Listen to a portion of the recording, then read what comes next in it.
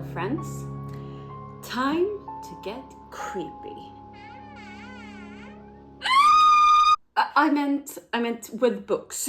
Time to get creepy with books. Welcome back to my channel. We're about to enter spooky season, so I thought that I would bring out a stack today to really creep you out. Okay, so in what way will these books be creepy? Well, let me give you the creepy criteria. Okay, we got overall creepy vibes.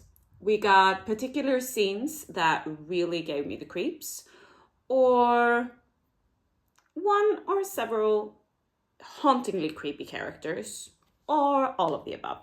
Okay, so with that in mind, let's bring on the list. And I will give you 7 creepy books and wait till the end, because then I will give you 3 books that I haven't read yet, but that I just can't wait to, get new nightmares from. Yeah. So first on the list is Wasp Factory by Iain Banks. I really couldn't find my copy. I don't know if I've lent it to someone or, but anywho. This is a dark, surreal coming-of-age story with a young, disturbed narrator who lives on a remote Scottish island, and he keeps very strange and secret rituals. It was just so unsettling, like the feeling of something always being a little bit off. And more than once, I was just like caught myself thinking, what am I even reading? I did like it, and I did think it was something very different from a lot of other things that I've read. There are going to be 2 Stephen King books on this list because, master of horror. And the first one is The Shining. I feel that this is one of the books that people really recommend someone who wants to get into reading Stephen King, and I just couldn't agree more. We have a family who becomes the winter caretakers of the Overlook Hotel. And while Jack struggles with the dad with his inner demons, his young son, Danny, gifted with the psychic ability that they call The Shining, he starts to sense the dark and hungry presence within the hotel, or maybe the hotel itself. The snow closes them in and things escalate quickly with this dark presence threatening to consume them all. The atmosphere in this is relentless. I mean, the escalating creepiness and dread of this book. Oh, it's like you feel trapped in the hotel with the characters. And if you haven't read the book, you might have seen the movie, and I would still recommend picking this up because it's just creepy on a different level. Then, for the next Stephen King, we have Cujo. And on the surface, this is about a once friendly Saint Bernard who goes rabid. But Stephen King makes it so much more.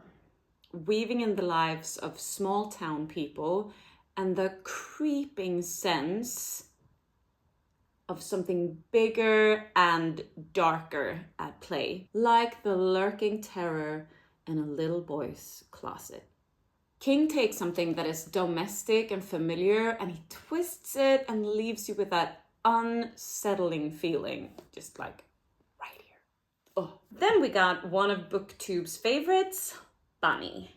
Here we follow a graduate student who gets pulled into this sinister clique of wealthy, I don't know if I should say peers, but other students. Yeah.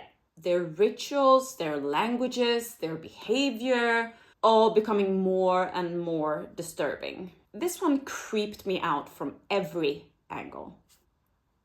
I mean, the vibes, the characters, the sheer weirdness. I mean, this is uncanny social horror at its best. Then we got Annihilation by VanderMeer.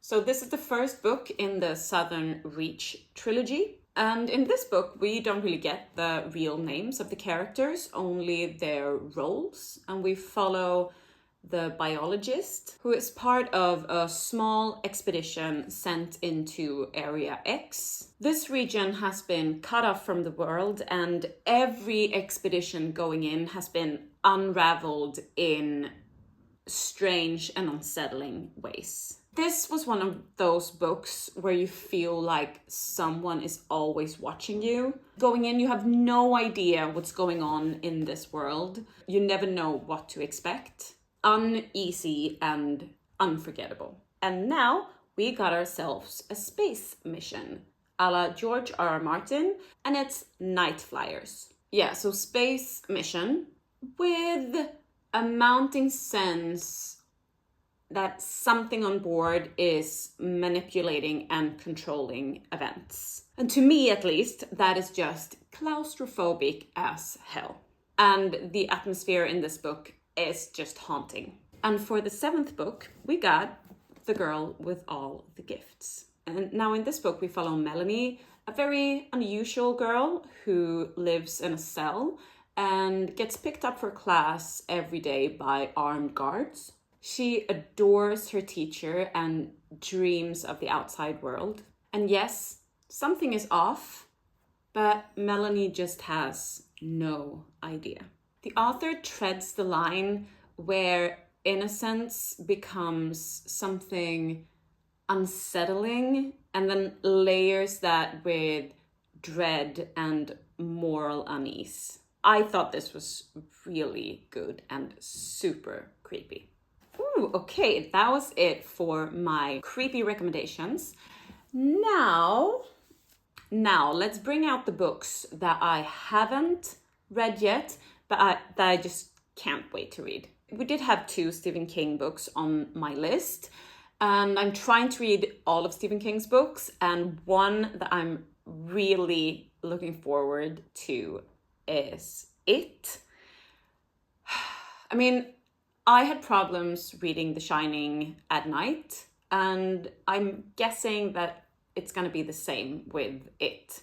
And it's just one of his major books, you know? So I'm looking forward to the day when it's time for It.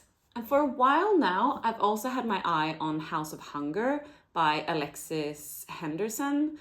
I think it sounds very interesting and creepy. And if you read it, could you leave a comment and just tell me what you thought about it and if you recommend it to me. Then lastly, we have Rebecca. I started watching the movie, but I had to pause it because I didn't want to watch it alone. I have a very complicated relationship with scary vibes. But yeah, that was it for my little creepy book list over here. And I mean, if you got this far, if you're now here at the end, you could just subscribe, put a little like in, maybe. I mean, you're here at the end. I don't know. See you next time.